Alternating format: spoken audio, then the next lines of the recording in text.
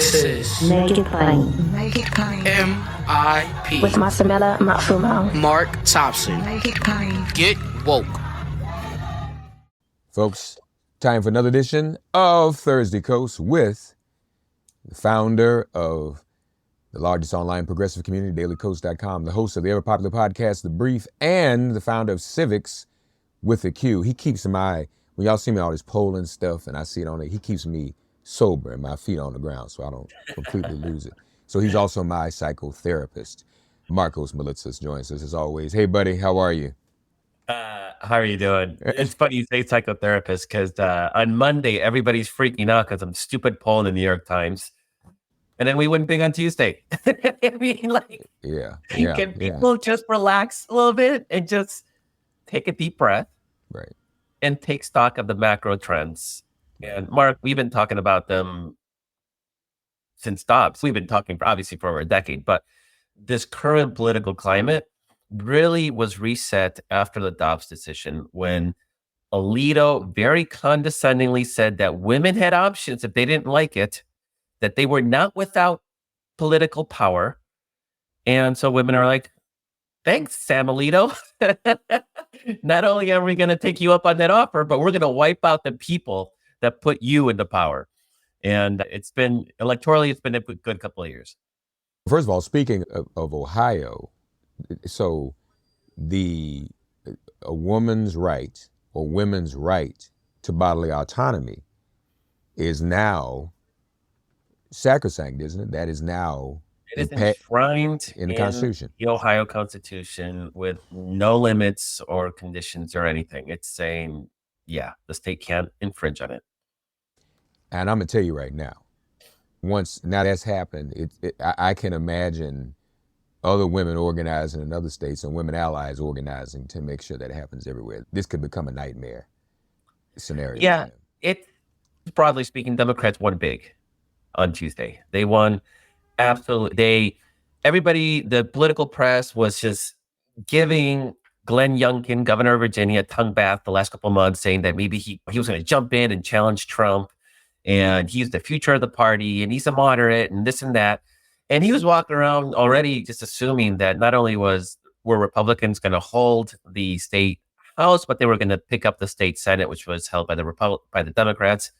Instead, election night happens, and Mark wasn't even close. Democrats held the Senate easily, and they won, 3-4 seats in the House to take the House. So now Democrats control the entire Virginia legislature. Democrats won the governorship in Kentucky. Just to everybody know, that is the most evangelical state in the country. 45% of Kentuckians are white, Southern evangelicals. And they reelected Andy Beshear, who ran explicitly on abortion rights and trans rights in Kentucky, in one of the most, I don't say religious because there's good religion, but the right-wing religion, Southern evangelical religion, and he won on a message. And this is something I've been excited about. Democrats now have a national message. If you can win on trans rights and gay rights and abortion rights, basically rights, right? It's the rubric, right? Democrats are now the party of rights and democracy. And they can win in Kentucky, they can win in California, New York, Louisiana on that message. This is what's so amazing about where we are right now. Almost won in Mississippi. I keep saying Mississippi's close. They keep suppressing the black vote. That's the only thing they've got at this point. They almost lost the governor's race, and they only held on because of voter suppression. And obviously abortion rights, and won big in Ohio. Again, wasn't even close. What else did we get? School boards, the Moms for Liberty, the right-wing book burning organization. They won after races 2 years ago because people didn't know what they were. They were a stealthy thing. People know who they are now. And I think their win rate was less than 30% when it's all said and done yesterday in school board elections. All around, there was not a lot of bad news. I can't even, maybe like Manchester mayor. That's the kind of stuff where Republicans picked up. And that's like local politics. It's not national partisan trends. And it's all really being fueled by abortion. That's what's getting people out. This is a different electorate that we'll see next year. We can talk about that in a bit. But it used to be that Republicans won the low midterm elections, off-year elections, low-intensity elections, and it's flipped. We are now more engaged, more activated, more ready to vote at all costs than conservatives, Republicans are. That alone has changed the equation. And Mark, just nothing in the data suggests that this is stopping anytime soon. And Republicans are now finally starting to realize that, oh, wait, this abortion thing, we might have to do something about it because it is killing us. Reconcile, though, this poll that came out, Trump picking up leads in 5 battleground states. You're right, people were pulling their hair out over that. The last therapy session, you and I haven't talked in over a week. The last therapy session we had, though, kept me grounded. So your therapy's good. I didn't freak out. Everybody's like, why aren't you freaking out? I said, because I talked to Marcos. But help our audience understand why no one should be freaking out and why you didn't. And what you also mentioned, it'll be a different electorate next year. Yeah. It'll be more Republican next year than it was this time. So no, more MAGA next year, because a lot of people only turn out for Trump. And so we got to be ready for that. That's just to say, it's going to be tough. What that poll showed us, and I think it was six battleground states, and Trump was ahead in 5 and Biden was ahead in 1. And what it basically told us, Mark, is that battleground states are battleground states. If you don't know that at this point, you're not paying attention. Battleground states are battleground states. Nothing has changed. That's not true. One thing has changed. There are now more battleground states. Georgia and Arizona used to be solidly Republican states. Now they're battleground states. If anything, that's just telling us, okay, this is still the kind of map that we looked at 2020. That's a good thing. It'd be very easy for Georgia and Arizona to slide back into be red states. But battleground states are battleground states. If we look at civics data, yeah, all 6 states are competitive. This is not shocking. Everything was within the margin of error. Next week, maybe they're going to have a poll that shows that Biden is up in 5 of those 6 states. And people are like, oh, he's surging. No, he's not. I will say the same thing that I will say right now. Battleground states are within the margin of error. And you know what that means? It means a team that works harder is going to win those states. That's what that means. No matter what a poll says from here through the end of election day. Now, if Trump's indicted and crazy stuff happens, that's different. Then the dynamics may shift. But given the dynamics right now, there's not a poll that will show anything but battleground state being battleground state, and they're all competitive. And so for the record, I think for civics, it's Biden has 3 of those 6 and Trump has 3 of those 6, and they're all within the margin of error, and it really don't matter because it's all bunched up. And there's a couple other things, though, that I think are a lot of liberals are trying to unskew the poll. Please stop. Don't try it. First of all, it's one poll. By definition, a statistically valid poll has 95% confidence, which means 5% of the time they're wrong. So even then, just by statistics alone, a poll is 5% likely to be wrong. No need to unskew, no need to dig in. Just it's one poll out of many polls. Number 2, there's 2 dynamics that I think also play into the current numbers, which one is that there is, what do you want to call it? I think it's called recency bias, where the current event looms large. And so right now you have Israel-Palestine fight that looms large. That may have 1 or 2 points of effect. Not major, but we're seeing a little bit of a twinge of an effect. Nothing fundamental, but it's called recency. So like people's attention span, right? Trump's indicted and 4 weeks later, everybody will forget. Shit, January 6th. I was pretending that it's not a big deal. So there's recency bias. And the second one is and this, we definitely see this in the data, and we've seen it in focus groups that people are doing. Mark, you and I were plugged in. Your audience is plugged in. We all know what's going on, right? We know it's going to be Biden and Trump.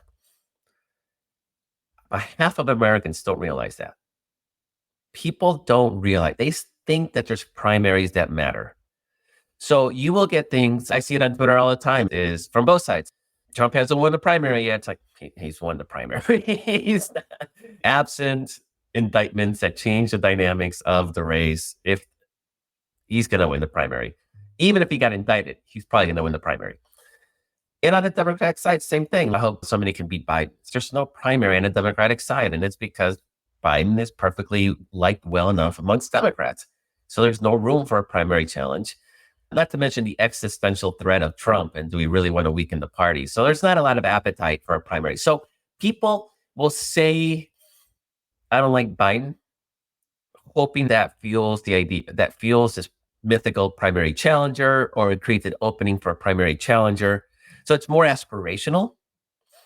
Once the race locks in, which will be in March, when people realize, okay, they're officially the nominees of the party, that's when you start paying attention to the polls. And I'll tell you right now what they're going to show. They're going to show that battleground states are battleground states. And that is what it's going to show. This isn't changing. We are too polarized as a country. So yeah, these New York Times polls, everybody's freaking out about them. The one state that Biden is winning is Wisconsin. And there's no universe in which Biden wins Wisconsin and loses Pennsylvania and Michigan. Literally cannot happen. Wisconsin's Arizona and Georgia. Those are like on a razor's edge type of states, right? Michigan and Pennsylvania are slight lean Democratic. So already it's just weird. It's all statistical noise, right? And sampling bias. But people are freaking out. And frankly, it's obnoxious. And then so the next thing comes in and it's election night and we win big because the fundamentals of the electorate have not changed and they will not change next year. That is that Democrats will vote no matter what. Abortion is driving women. Abortion is driving a shift in the women vote the white female college educated vote in the suburbs. That's not changing. There may even be starting to see a shift. I haven't seen deep data yet. It's too early. But I would not be surprised if we're seeing men starting to shift, white college educated men starting to shift a little bit. And I'm working on this theory, Mark, the politics of vibes. I think politics has now gotten to the point where it's all vibes. Nobody's looking at issues. Nobody's looking at a candidate specifically. Really, it's about vibes. And so Bashir in Kentucky won, not because Kentucky voters are pro-trans rights. I would venture to guess that if we polled them straight up, that Kentucky voters would be pretty anti-trans, just given the makeup of the electorate. But the vibe is, why are Republicans being mean? Like, why are you going after trans kids? That's just mean. That's a vibe thing. And right now, I'm on the losing end of the vibe thing. But you know what the number one thing that boosted him in the last 2 years was? It wasn't any of the legislation he passed. Wasn't anything substantive. It was Dark Brandon. It was vibes. It's a weird place in politics. And so, again, the vibes right now are not favorable to the Republican Party. And I think that's going to carry forward to next year. And it's no matter what Biden's numbers are, it's going to be Biden versus Trump. And Trump is awful. And people realize that. And that's going to be the underlying dynamic. And again, really, I wouldn't even pay too much attention to the polls until about March, April. Okay, so a couple questions. And we've touched on this before, and I want to just drill down a little bit more on the issue of the Israel-Gaza crisis. And at least social media is saying that's hurting him. Now, I'm looking at civics. And first of all, let me ask you this. If one were to go to civicswithaq.com, at the moment, we would use perhaps the job approval rating. That's perfect. To determine where his stand. Okay, since I'm looking at Michigan and his job approval, not much. It's gone down maybe 1% since the Hamas attack on Israel, just in Michigan alone, and it's 1%. It's 2% if you account for, well, no, it's still effectively 1% when you count for 18 to 34-year-olds. Does 1 or 2%, does that say a lot, or is that just not still that big of a deal? And can we just say, as you've been saying, it's a battleground state? It's a battleground state. It's it could be noise. I actually think there is tiny little bit of slippage there. If it's 1 point in a 50-50 state, that could be enough, right? I don't want to minimize and say who cares, because every vote matters, and particularly it matters extra in a battleground state. I will say that if there was a fundamental structural problem for Biden, it would look bigger. I think this is going to blip, if anything. Now, if you look at the numbers with young voters, they've been slipping since before this. Like, Biden's just not, he's old, right? We've never sugarcoated Biden's age. I haven't. Maybe you're more diplomatic than I am. But I've never sugarcoated it. It's going to be harder for him to connect with young voters. And it's been slipping for a while. And it had, so the slippage you're seeing might even have nothing to do with Gaza, or maybe it just reinforces that vibe. I'm gonna write about this tweet that went viral, where it's like a Zoomer account, a young person. This tweet got like 100,000 likes, and it was here. I'm gonna read it because it's. You said it's a Zoomer account? Yeah. What's so I don't like know Zoomer. What's it? That's like a Generation Z. Oh, gotcha. Zoomer, yeah, boomer. yeah. I got it. Where would I put this thing? Hold on one sec. It's actually remarkable. It's a little distressing, but it shows you the power of vibes. Okay, here we go. So the tweet starts with, how can people seriously say they're not going to vote for Biden, considering all he's accomplished in one term? And this is sarcasm. And so the things that she is attacking Biden for is student loan forgiveness blocked, Roe v. Wade overturned, southern border wall being built, offshore drilling permits granted, ceasefire, no. So there's a ceasefire, it's part of the vibes thing, right? But note that they're attacking him for the student loan forgiveness being blocked by the Supreme Court. And so somebody in the comments says, what do you expect them to do? This was the Supreme Court. That had nothing to do with Biden. And they respond with, he could do an executive order. And they're like, he did do an executive order. That is exactly what the Supreme Court overturned, was the executive order. And then they respond with, he could fight harder. So this is not based on reality. It's based on vibes, right? And then somebody else, yeah, he's so anti-labor. And then people are like, he is the first president in American history to march on a picket line. And then the UAW workers got the biggest, like, they got a objectively amazing contract. But it's vibes, right? Nobody's going to sit there and argue on the facts. Just like you can't argue with a Trump supporter that dude, it hurts you, like, in every possible way. He doesn't care about you. He's a morally repugnant human being. He only looks out for, he could say all these things, people, they won't listen because it's vibes, right? And Trump's vibes is he hates the people I hate. That's his vibe. And so there's these young people who are like, Biden, they don't like the Biden vibe. And they say things like this, where Roe v. Wade overturned is somehow Joe Biden's fault. How do you combat that? I don't know. That's why that number goes down. But that's going to be definitely an electoral challenge, is to make sure young people vote. From all indications, they voted in record numbers again yesterday or Tuesday. Yeah, Tuesday. But it's getting to the point where I'm like, yeah, you can't. I used to say, like, Republicans, like, they were the ones that were really made decisions based on, like, gut, right? And that's why, like, appeals to fear and bigotry were so powerful. And that liberals were more cerebral. But I don't think that's true anymore. I think everybody is operating on vibes. And that has consequences for our politics for sure.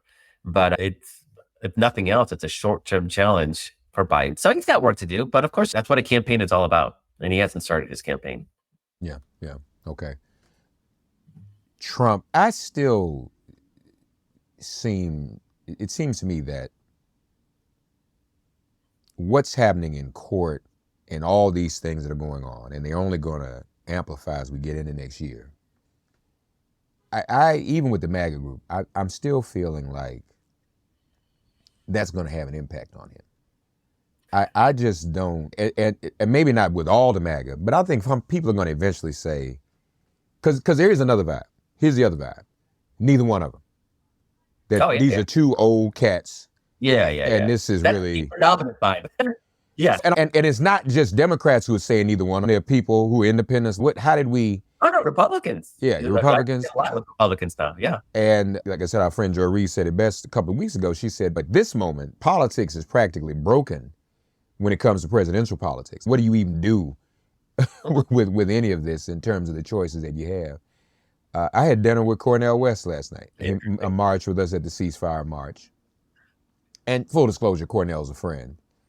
Is Cornel likely to win? No.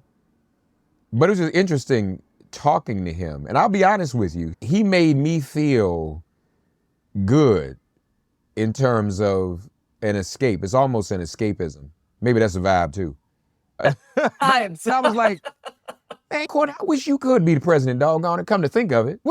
I was just like, that might just be better. But we know the challenges involved with that. So I don't know, man. If people do not vote, see, here's the hardest thing I've been able to get over to people, especially those, and I'm right in the middle among those who are upset about what's going on in Gaza. Those are my people, my group of people that I'm with. And there is nothing consoling about me saying, if we don't vote, Trump's going to be the president. He's going to kick all the Palestinians out. Yeah. Not even. But you make a good point about vibe, Marcos. Just nobody wants to hear that right now. It's not like people saying I'm lying, but they don't want to hear it right now. And they get mad. Yeah. And they get mad at me for saying it.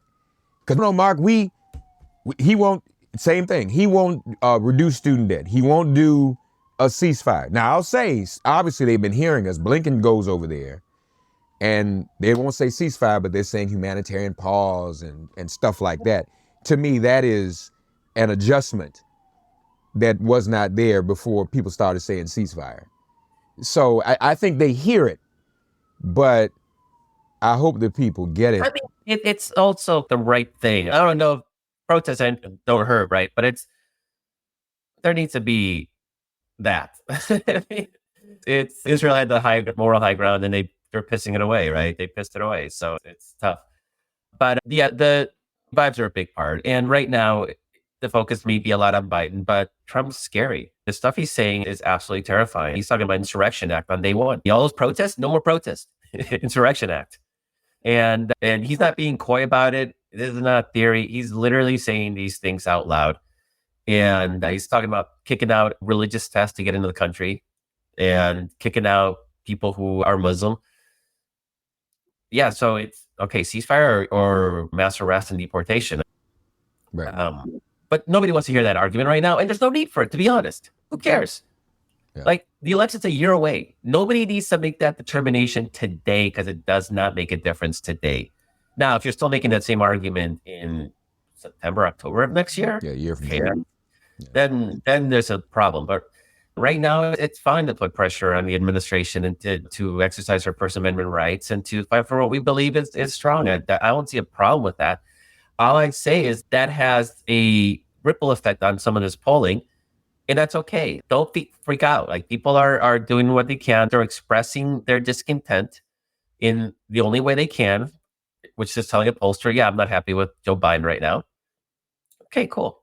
And you know what? Next October, early November, people will still not be happy with Joe Biden because I think it is now impossible for a president to be popular. I don't think because our politics are broken. You're never going to see a popular president again.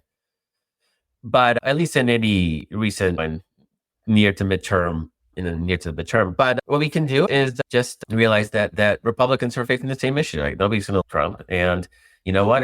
There's a miracle and he drops dead because he choked on a cheeseburger, or Nikki Haley somehow uses the criminal indictments to win the nomination, she will be torn through the shredder by the time election day comes along because she's one of them, right? It's a different package, but she's still an anti-abortion, anti-gay, bigoted Republican, and that's not going to change. What's interesting, Mark, you said I wonder if indictments will change public opinion, and the polls that everybody's speaking about actually claim that it would shift numbers like 10 to 20 points. And that's one reason I don't trust that poll.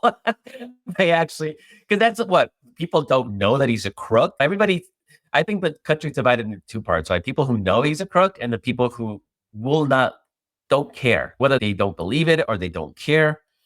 And so I'm not sure how a jury deciding that he's guilty is going to change anything, because everybody's just going to blame it on the deep state. Other people are going to blame it on the deep state. They're out to get him. It's a witch hunt, blah, blah, blah. It was a liberal jury in New York City, or they're going to have all the excuses in the world to shrug it off. But who knows? Maybe a couple points on the edges. Maybe some of those white suburban men who are law and order, maybe they might start feeling a little squeamish. and he may lose some of those people. It'll have an impact. I don't think in a primary. I don't think his people care. I think they're proud of it. They see his persecution like Jesus. They're persecuting him because he's right. Yeah. Until though, but we've discussed this before too. The tricky thing is, as always, he has the cult of celebrity. People were attracted. If he had not been a celebrity, names on buildings, on The Apprentice, he couldn't have ever run for president in the first place. But part of that whole aura and that mystique is the names on the buildings, New York. You don't build a cult of celebrity out of Florida. Nobody's ever done that. Yeah. So that's why he's here in New York dealing with this. And we've said this before. Good point. Yeah. Once you take that mystique off, because the regular folk, even some of the MAGA folk, dirt poor, but they aspire to be him. Mm-hmm. Once he's no longer the him they thought he was, you don't really have any money. You never did. You've lied about everything. Once that mystique comes off and all the names just come off the buildings, there's a few other people be like, yeah, because I'm into the celebrity. I'm here for the celebrity. The celebrity's not there anymore. So I think that's gonna be, and that's why I think that's why he came. He didn't have to come here. He came to New York because he realized, wait a minute, I'm about to lose the mystique that's there. New York, so Trump. Your theory is that this trial is actually more dangerous to him than the criminal ones. At the moment, yes, because this is where he made his bones. Yeah. See, the other one's a little more specific. So you want to get into January 6th and you want to try that. There are people who, they're always going to believe what they did on January 6th was a good thing. Now, what needs to happen is some of these people who are sitting in prison need to start 60 Minutes and other places, and you and me need to go in there and interview them. How do you feel about it now? Who made you do this? We need to get all that out there. I think that'll take some of that veneer off.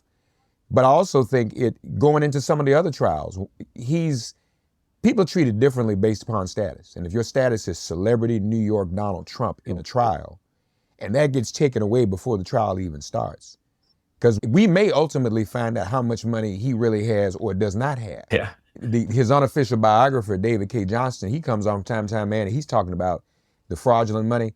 All these planes, there's a graveyard for airplanes that are in disrepair. You can't necessarily recycle them or throw them in the trash. So he has several of those Trump shuttle planes sitting in a graveyard, unmaintenanced, because he doesn't have the money to fix them. Mm. So I think sometimes it is those intangible things but for him, made him. And that's how people see him.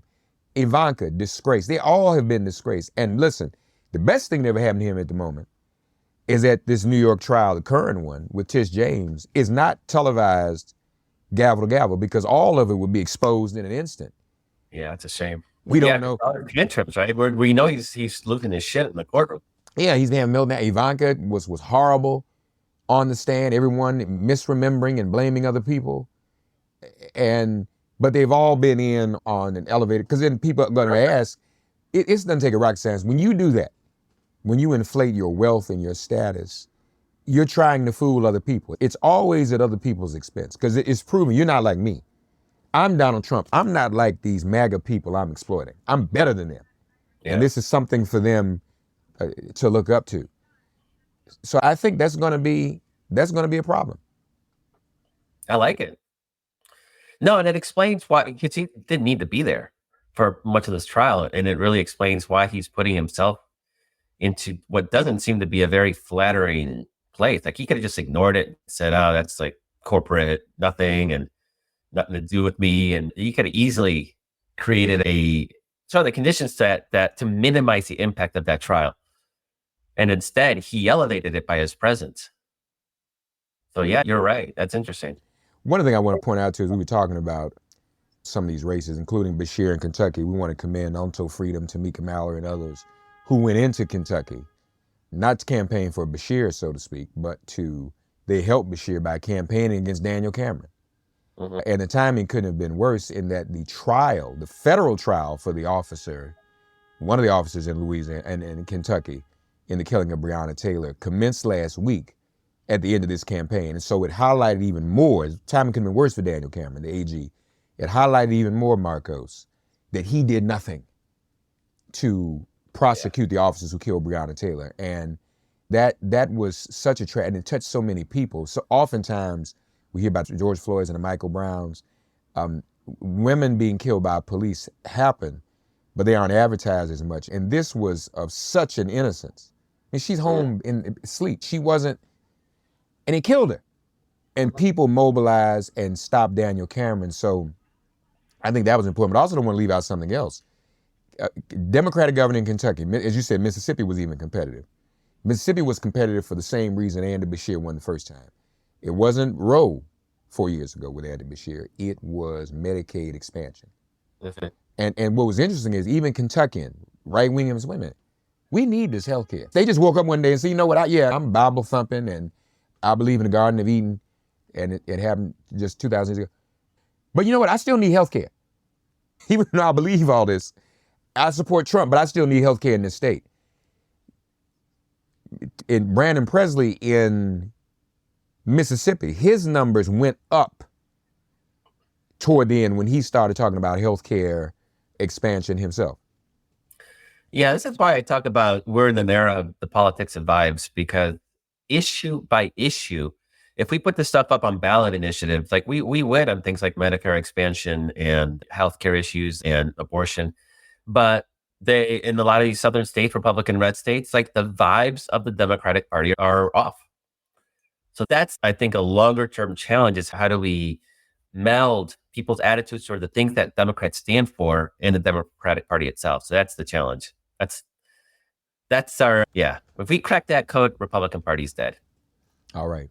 So my therapist has said to me, I don't need to press people out on what it means for them not to vote for Trump. Y'all hear that? I'm going to follow the advice of my therapist. There's good reason. Let people, there's no reason. That's different than next September, October. Yeah, I'll give y'all to the spring, and then you have to deal with it. There you go.